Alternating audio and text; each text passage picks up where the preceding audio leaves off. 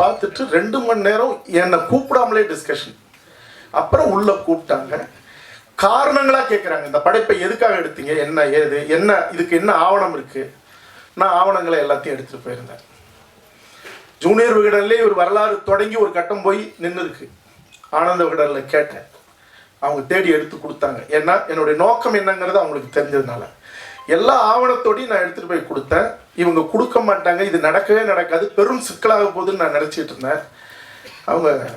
அவங்களுடைய இடத்துல நின்று அவங்க ஒரே ஒரு விஷயம் சொன்னாங்க, இந்த படைப்பு ஒரு நேர்மையை சொல்லுது, ஒரு அறத்தோட படைக்கப்பட்டிருக்கு, ஏன் நீங்கள் இதில் அவருடைய படத்தையே போட்டு நீங்கள் சமர்ப்பணம்னு சொல்லக்கூடாது அப்படின்னாங்க. அதை நான் செஞ்சுருக்கேன்.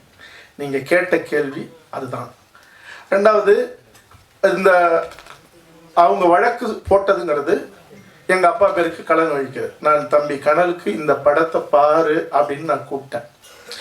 இன்னொரு விடயம், எனக்கு நேரடி உறவினர் அண்ணன் குரு அவர்கள், அவன் என்னுடைய தம்பி.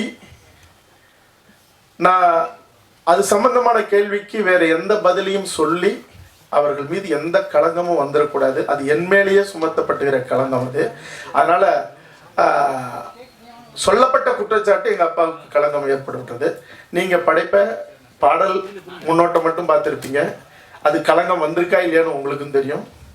படம் பார்த்ததுக்கு அப்புறம் எல்லாருடைய கண்ணீரும் அதுக்கு பதிலாக இருக்கும்.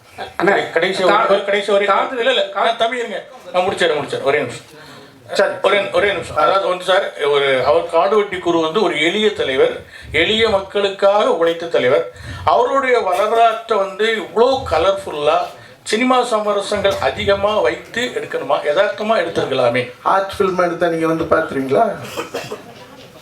ஆர்ட் ஃபில்மாக எடுத்து எவன் காசையாவது பிடுங்கி அவங்களுக்கு கோமணத்தோடு சென்னையிலேருந்து அனுப்பணும், அதானே? படைப்புங்கிறது கலை சார்ந்தது, அலங்காரம் சார்ந்தது. அதை பார்த்து தினம் திரையை பார்த்து குரல் பதிவு செய்கிறவங்களே கதறி அழுவும் போது உங்களுக்கு நோக்கமும் இலக்கும் என்னவோ அது முக்கியமானது. கருத்தும் போய் சேரணும், காசு போட்டவங்களுக்கு பணமும் வரணும். யார் காசுலேயே நான் குளிக்கக்கூடாது, அதுதான் இது. இப்போ படைப்பை பார்க்கும்போது நான் ஒன்றே ஒன்று உரிமையோடு கேட்டுக்கிறேன் என் ஊடக தோழமைகள்கிட்ட. உங்களுக்கு பாடல் பார்த்தீங்க, முன்னோட்டம் பார்த்தீங்க, உங்களுக்கு சிலிர்ப்பு ஏற்பட்டுதா? இருந்தது இல்லை? அப்போ அது முக்கியம் தானே.